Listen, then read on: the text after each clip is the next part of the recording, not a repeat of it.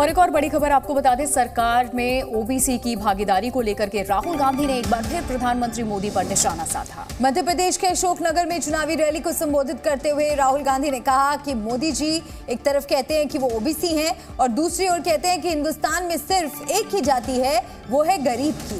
तो राहुल ने यह भी कहा कि अगर इस देश में 50% ओबीसी है तो सरकार को चलाने में उनकी भागीदारी भी आधी होनी चाहिए। जितने लोग हैं उनकी सबकी भागीदारी होनी चाहिए।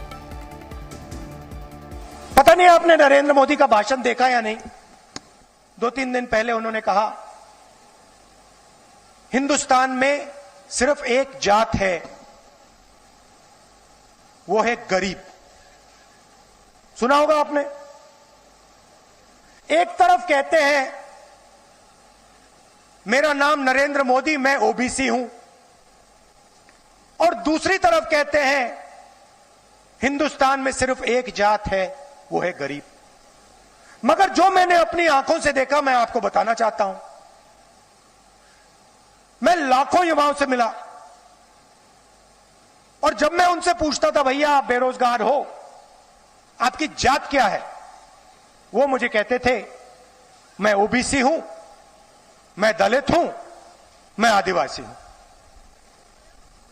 दिमाग में सवाल उठा,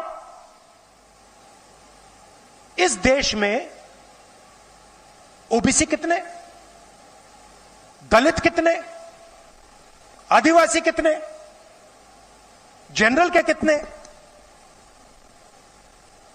और इन लोगों को, इन वर्गों को हिंदुस्तान को चलाने में कितनी हिस्सेदारी मिल रही है।